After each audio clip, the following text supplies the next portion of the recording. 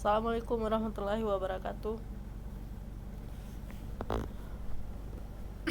Semoga teman-teman semuanya dalam keadaan sehat. Hari ini kita ketemu lagi dalam pertemuan keempat kita ya dalam pelajaran konseling Islam. Hari ini kita akan membahas mengenai etika dan prinsip konseling Islam. Baik, walaupun terlihat ada dua kata, etika dan prinsip, di sini kita akan membahas mengenai satu hal besar, yaitu mengenai etika dalam konseling Islam. Nah, walaupun kelihatannya judulnya khusus, seakan-akan ada etika khusus dalam konseling, dan sebenarnya etika ini adalah hal yang nanti boleh diperiksa ya. Etika ini adalah hal yang sama deh, misalnya dalam bidang pendidikan, dalam bidang kesehatan, dalam bidang apapun dia etika itu mirip ya. Mungkin ada etika tambahan ya yang detail, tapi etika umum itu selalu dia sama saja. Oke, etika didefinisikan sebagai prinsip moral yang mengatur tingkah laku seseorang atau pelaksanaan suatu tindakan. Jadi etika itu adalah hal yang benar atau salah, baik atau buruk ya, yang mengatur tingkah laku kita, aturan-aturan yang mengatur tingkah laku kita, dalam hal ini dalam melakukan pekerjaan ya. Kode etik itu udah dikembangkan dengan tujuan untuk menetapkan standar profesional untuk melakukan pekerjaan yang patut ya, perilaku yang appropriate ya. Atau kadang-kadang juga disebut ekspektasi profesional ya, yang dengan melakukan pekerjaan yang beretika, kita dapat mencegah bahaya bagi orang-orang yang mendatangi kita sebagai konselor. Oke, jadi yang saya sebut tadi prinsip-prinsip etika umum itu ya, ada beberapa poin ya. Yang pertama itu menghormati otonomi. Ini orang punya otonominya yang harus dihormati. Ini adalah prinsip etika umum. Apa otonomi? Otonomi itu kemandirian ya. Jadi kita harus menghormati bahwa orang mandiri, bahwa orang itu dapat berdiri sendiri, bahwa orang itu memiliki keputusannya tersendiri. Ini etika umum ya, nanti detailnya kita bahas. Yang kedua adalah dapat dipercaya. Siapa yang dapat dipercaya? Kita ya, pelaku pekerja itu harus dapat dipercaya. Dalam hal ini konselor ya, harus dapat dipercaya. Kemudian prinsip etika selanjutnya kebaikan, yaitu komitmen untuk mendukung kesejahteraan klien. Kemudian yang selanjutnya tidak jahat, non maleficent ya, tidak jahat, yaitu komitmen untuk menghindari kerugian pada klien. Kemudian menghormati orang. Ini mungkin mirip dengan tadi menghormati otonomi, tapi tadi khusus ini menghormati orang lebih luas. Kemudian menghormati martabat dan tuntutan moral, bahwa kebenaran suatu tindakan etis bergantung pada tindakannya, bukan pada konsekuensinya ya. Jadi betul atau tidaknya tindakan kita itu tergantung pada tindakannya, bukan pada hasilnya, bukan pada hasil dari tindakan itu ya. Tindakannya bagaimana, benar atau salah, itu penilaiannya di sana. Apakah baik tindakan yang kita lakukan, tidak baik, pada tindakan kita, bukan pada hasilnya. Jadi tidak boleh bilang maksud saya baik gitu, tindakan kita jelek tapi maksud saya kan baik, hasilnya kan baik. Nah, bukan di sana. Gantungannya itu pada tindakan yang dilakukan, bukan pada hasilnya. Kemudian prinsip etika umum lainnya adalah keadilan, dan yang terakhir adalah harga diri. Baik, sekarang kita beranjak untuk membahas bagaimana prinsip-prinsip etika ini dalam Islam ya. Jadi dalam Islam itu menghormati martabat manusia sebagai manusia yang dihormati oleh Tuhan, ya. Kita wajib menghormati martabat manusia sebagai manusia yang dihormati oleh Tuhan, karena memang Allah itu sudah menciptakan kita ini dengan terhormat, ya, diciptakan dengan sebaik-baik bentuk. Jadi kita ini dihormati, ya. Kalau kita dihormati sebagai manusia, maka alangkah harusnya kita menghormati martabat manusia yang lain gitu. Dan menjaga hak-hak esensial manusia, termasuk kehidupan, kebebasan, pelestarian harta benda, ya, pelestarian harta benda, kesehatan dan kecukupan, ya, sepanjang hidup manusia. Nah, ini adalah prinsip etika dalam Islam. Ini yang harus dilakukan.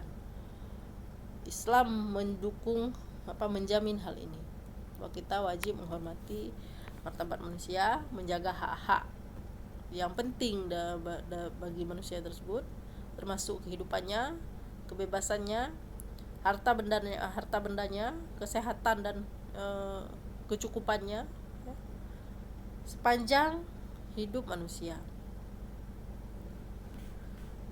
Oke, selanjutnya kita bahas yang detail. Yang pertama, prinsip menghormati manusia. Kita akan bahas 5 detail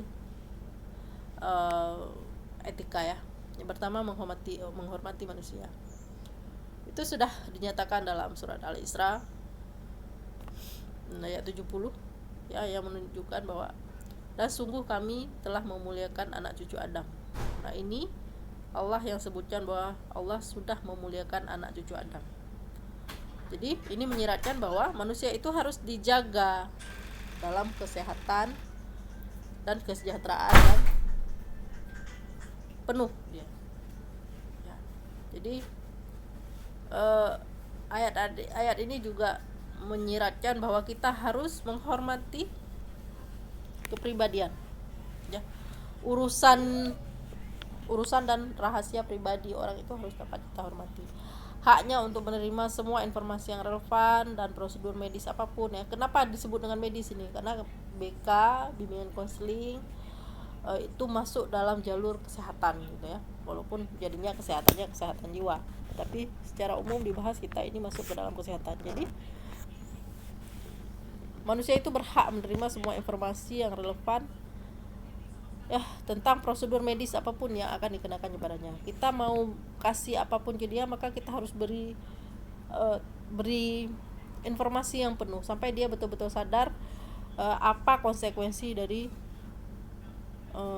tindakan yang dia pilih bersama kita gitu, ya. Kalau kita mau kasih treatment tertentu, nggak boleh disembunyi-sembunyikan, harus diberitahu sampai habis apa konsekuensinya, apa informasi yang harus dia dapatkan sepenuhnya, itu harus dia peroleh. Kemudian apa lanjutannya? Dan haknya untuk menjadi satu-satunya orang yang berhak membuat keputusan yang menyangkut urusan kesehatannya, selama itu tetap dalam kerangka nilai-nilai menghormati manusia, ya. Selama dia tetap dalam kerangka nilai menghormati manusia, ya, menghormati dirinya sendiri, maka klienlah orang yang satu-satunya yang berhak untuk membuat keputusan apapun masalah yang dialami. Kemudian etika nomor 2 adalah hak hidup, yaitu setiap manusia memiliki hak untuk hidup dan mempertahankan hidup, ya. Ini sudah dinyatakan dalam surat Al-Maidah 32, barang siapa memelihara kehidupan seorang manusia, maka seakan-akan dia telah memelihara kehidupan seluruh manusia, ya. Jadi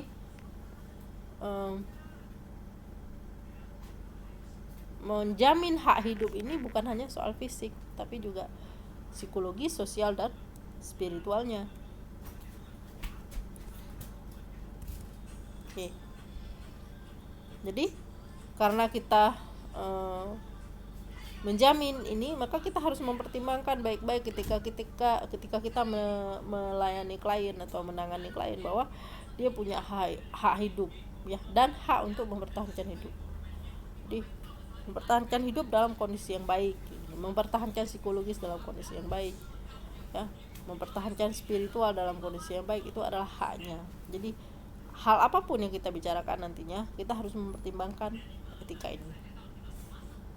Etika ketiga Etika ketiga adalah mengenai keadilan, ya. Keadilan ini dinyatakan sebagai kewajiban yang paling perlu, yang paling wajib dan perlu. Banyak sekali ayat-ayat yang menyatakan bahwa kita ini harus berlaku adil. Ya, ini contohnya ada An-Nahl ayat 90, Al-Hujurat ayat ke-9, dan Al-A'raf ayat ke-29, ya. Semuanya kita diperintahkan untuk melakukan keadilan, ya. Berlaku adil, berbuat kebajikan. Berlaku adil, Tuhanku menyuruh menjalankan keadilan. Bahwa kita memang harus melakukan keadilan, ya. Adil itu dalam hal apa aja? Dalam hal perkataan, dalam hal penilaian, dan dalam hal konsiliasi, ya, mendamaikan orang. Dalam hal perwalian, artinya penjagaan, ya,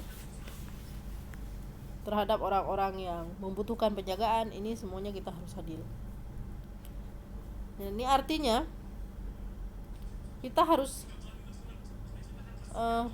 mempertahankan derajat kesetaraan yang setinggi mungkin dalam distribusi sumber daya kesehatan di antara anggota masyarakat. Nah, dalam memberikan mereka perawatan preventif dan terapeutik, ya. Jadi semua ini kayak ini kan kalau di WHO, moto WHO kesehatan untuk semua. Kan kalau dalam konseling itu sering konseling for all.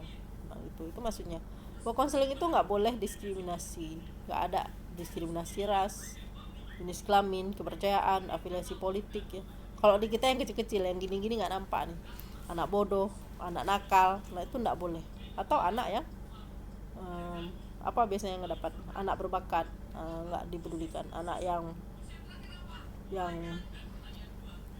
dianggap tidak ada masalah. Nah, jadi semua, kalau di sekolah semua anak itu kita harus berlaku adil, bahwa kita wajib untuk memberikan perawatan preventif dan terapeutik kepada mereka semuanya, ya.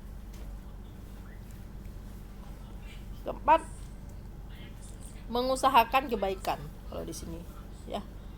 Atau kalau dalam kata lain disebut berusaha melakukan segala hal dengan sebaik-baiknya, atau berlomba melakukan kebaikan. Nah, ini adalah salah satu nilai fundamental yang diperintahkan, ini nilai yang wajib kita miliki, ya. Ini dari ada juga ayatnya, yaitu Tuhan memerintahkan keadilan dan berbuat baik. Kemudian ada sabda Nabi, sesungguhnya Allah telah menetapkan kesempurnaan ihsan dalam segala hal. Jadi konsep ihsan ini artinya kan baik, ya. Itu merupakan salah satu konsep yang paling penting dalam Islam. Ini berarti bahwa kita itu perlu melakukan segala sesuatu dengan cara yang sangat baik. Dan itu berarti melakukan tindakan amal dan kebaikan kepada orang-orang dalam masyarakat yang lemah, membutuhkan, dan miskin, ya. Itu kita harus berusaha untuk melakukan hal yang sebaik-baiknya kepada orang lain. Nah, apalagi kita ini sebagai konselor nanti, maka kita punya sasaran, yaitu siswa di sekolah. Kalau kamu jadi konselor di sekolah, kalau kamu jadi konselor di tempat lain, maka ada sasaran kamu sendiri. Nah, itu kamu harus berbuat sebaik-baiknya, tidak boleh asal-asalan. Ini adalah etika, ya, etika kita, bahwa kita harus berbuat sebaik-baiknya, mengusahakan sebaik-baiknya terhadap masalah mereka. Yang kelima adalah prinsip tidak membahayakan, ya. Prinsip tidak membahayakan ini ada tidak membahayakan dan tidak menyebabkan bahaya, ya. Ya. Jadi ini berarti bahwa segala bentuk tindakan yang melukai orang lain dan segala bentuk tindakan merugikan, ya, itu adalah ilegal dan dilarang. Ya, bahaya itu ada dua dia. Bahaya yang tindakan yang hanya merugikan orang lain, atau yang kedua, dia kategori yang kedua, tindakan itu membawa untung bagi orang yang melakukan, tapi dia berbahaya bagi masyarakat, ya, dalam bentuk apapun terserah. Jadi ini tidak boleh dilakukan. Implikasinya bahwa kita sebagai konselor itu harus proficient, ya, harus ahli. Nah, ini adalah etika juga, bahwa konselor nggak boleh konselor jadi-jadian. Kita harus ahli, ya, sehingga keahlian kita ini menyebabkan kita tidak menimbulkan bahaya bagi klien. Jadi kalau kita tidak ahli, kita asal-asalan melakukan konseling, kita tidak ahli, kita asal-asalan menjadi guru misalnya, maka ini dianggap menimbulkan bahaya bagi orang lain dan ini melanggar etika. Ya, dalam dunia ini melanggar etika. Nah, di akhirat tentu udah dibilang jangan langgar, suruh buat jangan berbahaya bagi orang lain, maka kita buat juga. Nah, berarti kita berbuat dosa. Ya, dalam agama kita berbuat dosa, dalam bidang pekerjaan kita melanggar etika. Nah, terus ada juga masalah dilema etika. Ya, apa ini dilema etika? Dilema etika ini adalah ketika ada dua prinsip etika itu yang harus kita timbang, milih yang mana. Ada dalam keadaan bahwa yang satu harus dilakukan gitu, tapi yang lain tidak boleh tidak gitu. Ya, ada banyak dia kejadian dilema etika. Ya, misalnya kita harus milih mana satu yang cocok untuk klien yang harus kita pegang. Ya biasanya itu yang paling sering itu satu, kita harus milih satu. Contohnya ini, kita harus mengikuti pedoman etika profesional atau mengabaikan konteks budaya klien. Ya, nanti contoh-contoh akan jelas apa. Jadi ketika ada dua prinsip atau nilai moral yang harus kita lakukan, tapi kita harus pilih gitu, sementara dua-duanya adalah hal yang perlu dilakukan, disitulah terjadi yang namanya dilema etika. Ya, atau ada satu etika kita harus lakukan sebenarnya etika itu, tapi kita nggak bisa lakukan. Nah, itu juga disebut dilema etika. Oke, kalau di dilema etika yang paling umum dihadapi itu menurut temuan para peneliti itu adalah biasanya adalah meliputi privacy, kemudian kekaburan batas dan hubungan janda atau konflik. Kalau di sekolah juga mungkin nanti Anda boleh baca-baca sendiri ya, atau Anda boleh melakukan sendiri pelanggaran etika apa saja atau dilema etika apa saja yang mungkin terjadi di sekolah. Yang seringnya itu yang kita bisa temui di sekolah itu adalah masalah privacy. Kita harus privacy, tapi nggak ada ruangan untuk menjaga privacy. Nah, ini harus bagaimana gitu ya. Kemudian juga ada transfer kompetensi dan nilai, ya istilahnya ini tentang konsep transfer ya. Ada nilai-nilai yang tidak sesuai atau ada kompetensi-kompetensi yang seharusnya kita punya tapi malah nggak punya, tapi tetap dilakukan konselingnya misalnya. Nah, ini adalah masalah-masalah etika atau dilema etika yang mungkin terjadi, yang sering ditemukan ya. Nah, ini contoh juga. Konselor harus menjunjung tinggi pedoman etika ya. Konselor harus mengambil tanggung jawab untuk menghormati kepentingan terbaik klien saat mereka memberikan terapi gitu. Konselor harus melindungi keselamatan klien dan untuk mengurangi kesusahan dan penderitaannya. Namun saat bekerja dengan klien muslim, kepatuhan terhadap kode ini atau etika ini mungkin bukan pilihan terbaik bagi kliennya. Ya, kadang-kadang menghormati perbedaan budaya tidak selalu mengarah pada perlindungan keselamatan atau mengurangi kesusahan dan penderitaan pribadi. Ya, kadang-kadang tidak jelas apakah menantang norma budaya klien akan atau tidak akan menyebabkan peningkatan tekanan. Contohnya gini, dalam budaya-budaya yang terlalu tradisional misalnya, misalnya kasus-kasus konflik rumah tangga KDRT, ada budaya-budaya yang menyatakan bahwa aib dalam rumah tangga itu nggak boleh dikeluarin, nggak boleh dibincangkan keluar. Sementara tadi kita bicara bahwa keselamatan klien adalah hal yang paling penting gitu. Nah, ini adalah masalah etika.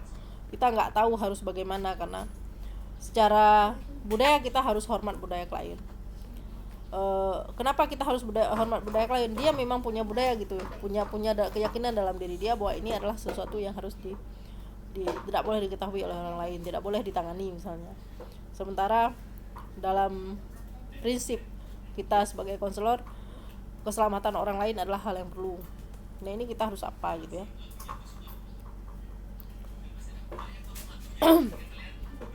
Nah ini lagi misal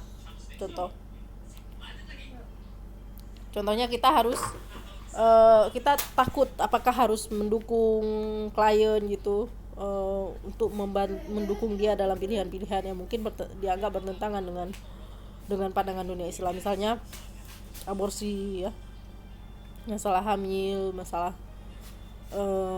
bantuan bunuh diri, homoseksualitas misalnya, kemudian seks pranikah, kecanduan dan perjudian. Jadi kita bisa jadi mengalami ketakutan di luar mungkin ya banyak, tapi di kita bisa jadi ada, karena memang hal-hal ini memang bukan hal yang sangat beda antara budaya barat dengan budaya kita.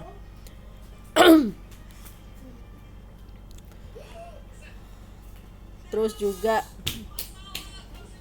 ya misalnya konselor didatangi oleh klien itu untuk meminta pertimbangan tentang dia mau aborsi bagaimana, sementara dalam Islam aborsi itu kan tidak boleh kecuali ada hal-hal mengenai keselamatan yang harus ditimbang. Nah yang begini namanya konflik etika. Nah ini kita harus bagaimana, apa harus dilakukan. Jadi yang harus dilakukan oleh konselor adalah kita harus mempertimbangkan dengan cermat tindakan yang harus kita lakukan.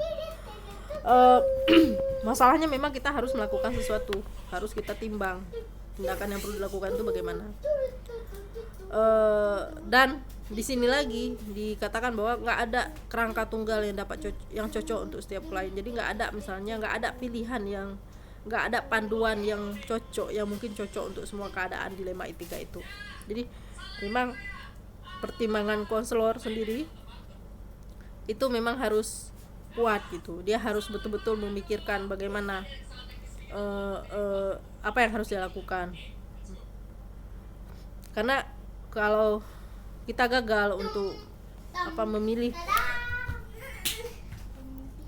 bila kita gagal untuk memilih tindakan yang tepat, yang kemudian bisa merugikan klien gitu ya, atau malah merugikan diri kita sendiri gitu. Jadi ini harus ditimbang dengan baik. Terus ada salah satu model langkah mengatasi masalah dilema etika yang dijabarkan di sini ya. Yang pertama itu ada 6 langkah. Yang pertama itu kita harus jelas tentang dilema itu. Apa sih yang menjadi dilema? Nah, kita harus jelas, pikirkan sejelas-jelasnya atau gambarkan sejelas-jelasnya apa yang menjadi dilema, etika mana yang kita langgar. Nah, itu harus jelas dulu. Karena kalau nggak jelas kan pemikiran kita juga nggak bisa jelas. Jadi harus jelas dulu apa yang dilanggar gitu. Terus yang kedua adalah kita harus memutuskan siapa yang menghadapi dilema gitu. Apakah klien, konselor, atau malah kedua-duanya yang dilema. Maksudnya bagaimana? Apakah etika ini ada di mana? Ada di mana dia? Apakah ada di klien atau ada di konselor dia? Siapa yang harus melakukan tindakan etika ini? Apakah klien atau konselor atau malah dua-duanya gitu?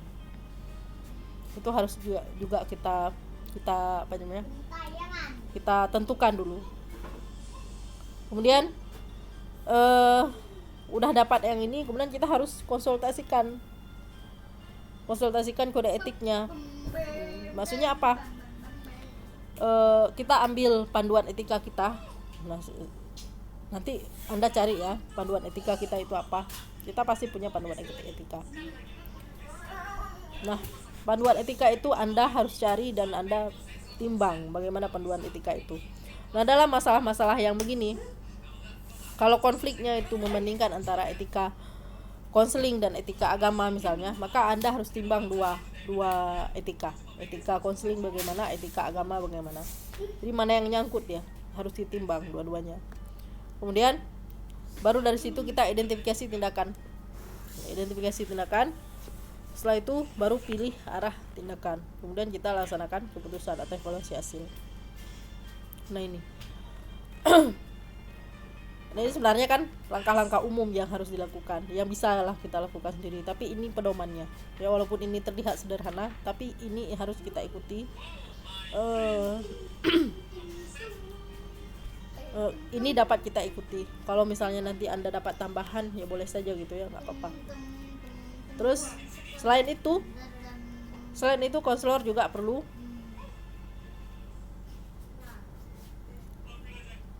perlu berkonsultasi dengan pengawasnya gitu, supervisornya dan juga kolega ya, tentang pilihan mana yang lebih mungkin dilakukan, yang lebih disukai itu, yang lebih memungkinkan ya. Atau orang-orang lain misalnya, siapa yang mungkin kita diskusikan, kita coba untuk diskusi tentang masalah etika ini. Para pemangku kepentingan yang mungkin kita hubungi untuk masalah etika ini itu bisa jadi adalah imam ya, kemudian juga rekan kerja kita misalnya sesama konselor atau sesama guru kalau ada di sekolah. Kemudian ada juga lembaga itu siapa, lembaga yang mana, lembaga yang lebih berkaitan dengan masalah etika. Mungkin kalau di sekolah lembaga sekolah, kalau di masalah umum misalnya di luar ya tentu lembaga yang berkaitan ya. Kemudian ada juga komunitas dan profesi ya, misalnya kita ada organisasi APKIN. Nah kalau misalnya berkaitan dengan kode etik dalam bimbingan konseling, maka nanti perlu dikonsultasikan pada APKIN gitu. Nah lalu jangan lupa bahwa setelah keputusan diambil, tindakan itu perlu didokumentasikan. Jangan nanti kita udah buat tindakan tapi malah dianggap sebagai sesuatu yang salah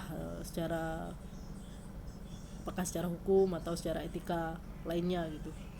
Nah ini harus didokumentasikan bahwa kita mengambil keputusan itu atau tindakan itu kita lakukan berdasarkan pertimbangan-pertimbangan yang sudah dilakukan ya, proses pertimbangan yang sudah dilakukan. Jadi proses pertimbangannya itu semuanya harus didokumentasikan, termasuk sampai pada tindakannya. Baik. Nah ini adalah hal-hal yang berkaitan dengan etika yang perlu kita ketahui bersama sebagai calon konselor.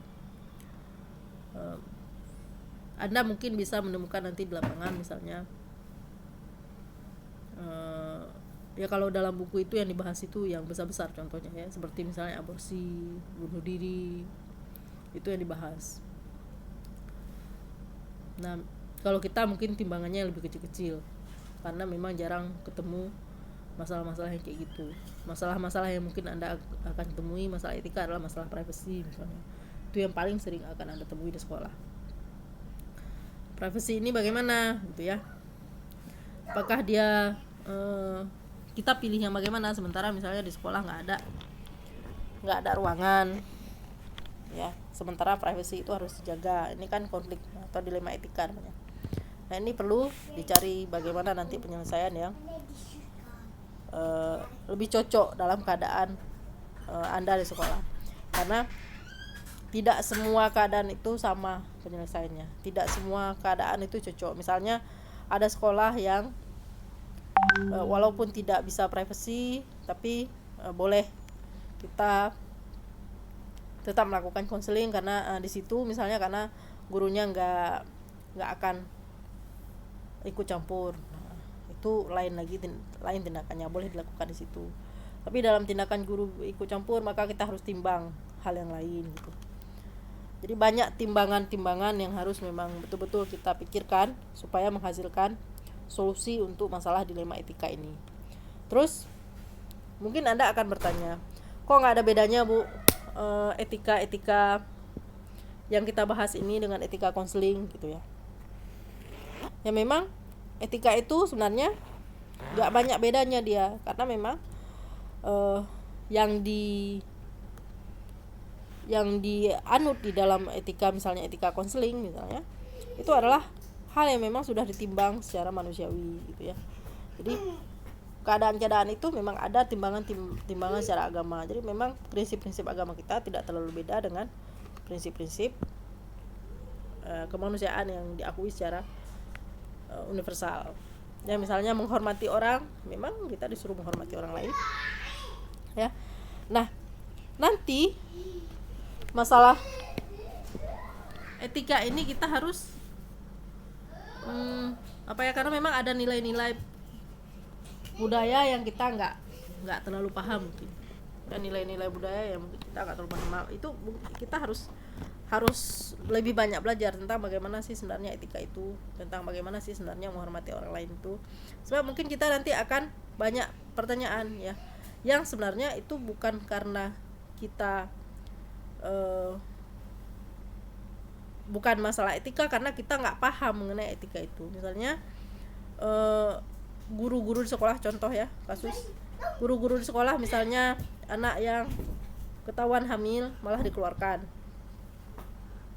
Nah itu prinsipnya mungkin berbeda gitu, prinsipnya kan dia melakukan dosa segala macam gitu. Nah itu prinsip etikanya di mana? Sementara kita harus tadi menjamin hak hidup dia, termasuk hak psikologis dia. Apakah ini termasuk nanti membiarkan kegiatan membiarkan kegiatan yang salah? Nah ini harus dipelajari kembali. Tidak bisa saya jelaskan dalam video yang singkat seperti ini. Nah timbangan-timbangan itu memang kita sendiri yang harus jadi konselor yang betul-betul memperhatikan nilai-nilai kemanusiaan. Bagaimana sih sebenarnya menghargai manusia itu? Apakah kita hanya menghargai yang baik-baik saja, sementara yang melakukan yang kita anggap melakukan dosa, misalnya dalam tanda petik, itu harus dikecualikan, mereka tidak harus dihormati. Nah yang begitu-begitu harus dipelajari sendiri, bagaimana sih menghormati orang lain, bagaimana sih sebenarnya kan kalau dalam konseling itu ada penghargaan tanpa syarat. Nah yang begitu itu harus betul-betul dipelajari, bagaimana sebenarnya melakukan penghargaan tanpa syarat ini ya, karena itu etika dalam konseling, bahwa kita harus menghargai orang lain tanpa syarat. Tapi kita sendiri sebagai individu memang punya syarat ya. Kenapa kita punya syarat? Karena kita secara budaya memang udah dididik untuk punya syarat. Nah kita sendiri sering disyaratin oleh orang lain ya.